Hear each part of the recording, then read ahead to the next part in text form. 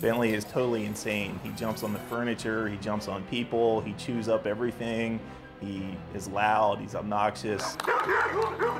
A lot of his behaviors are annoying, but some of them are actually dangerous. You know, he's gotten into prescription medicines and eaten the whole bottle.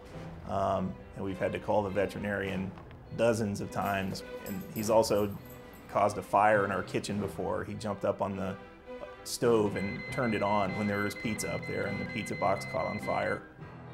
I can't even go outside with my girlfriend Amber and have a cup of coffee in the morning without Bentley jumping on us.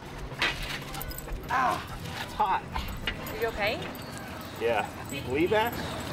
We need to get him trained, honey.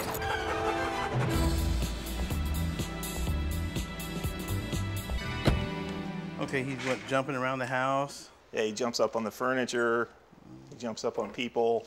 Now, what about when he attacks the other dogs? Yeah, what happens is whenever Rocky wants to go outside, Bentley waits out there, and when he tries to go outside, he bites his neck. Now, not playing. No. He's dominant. He wants to be the leader. I'm going to take your dog home for 30 days. Okay. And then when I'm done training him, I'm going to train you for 7. And you'll see when your dog comes back home, he'll be well trained. He won't be grabbing your other dogs, and he won't be starting fires in your house. Sounds good. Okay. Come on, let's go. Bye, Bentley. So when you got 3 male dogs, there's going to be a problem about dominance. Who's the boss? So that's what the one dog was doing. He was establishing his place with the other 2. He's the boss. They didn't know that they was headed for a big problem as the dogs got older. Because then, when they get older, 2 and 3 years old, there ain't no plan. They just run around there just fighting each other. Come on, let's go, come on. Good boy. First, I knew the dog had to go through some obedience in order for him to learn the commands. Well, since he's never been trained, I trained him to walk on the side of me, to sit, down, stay. Sit, down, stay. Come here, come here. I go towards my furniture, and I won't say anything. I want to see if he's gonna respect it. Come here, time out. Time out. That's his couch. Once he has the basics down, I'll take him and put food somewhere, and he'll get up there and get it, and I'll give him a little tug, and I'll say the word, leave it. Leave it. I want him to know it just like he knows his name, so I won't use his name. And then I'll drop something in front of him, and if he goes down to smell it, I'll give him a tug on his lead and tell him to leave it. Leave it. So I put him in different situations where he hear the word, leave it. Leave it. Leave it. Leave it. Once he learns that word, leave it, and he respects me, I knew that I had to let him get along with the other dogs. You get the toy? Here, here. And so what I did, I took him out of the yard. I let the dogs that I had here in boot camp around him to play with him. But I'm the dominant dog then. I'm the leader of that pack that he's in. And if there's a scuffle going on out there between 2 dogs, I'll just go out there and say, leave it. Hey, Whopper, leave it.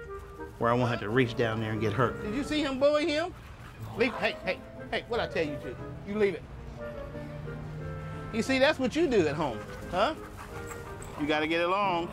But when you go home, you'll stop messing with the other ones. That's a good boy. That's a good boy. When I seen that he was getting along with the other dogs, I knew that it was time for him to go home. I hope your owners do as well as you did. After we train a dog, we work on the owners. When Ronald first showed up, it took me several minutes before I believed that it was even my dog. Stay. I stretch my lead out. He taught us all the commands that Bentley now was able to follow, and he also showed us how to maintain the training so that Bentley wouldn't forget it. If you continue to tell him the commands, he'll stay trained. He asked me about what one of my dream scenarios would be, having a perfectly trained dog, and I told Ronald that I'd like to be able to ride in my fishing kayak with the dogs.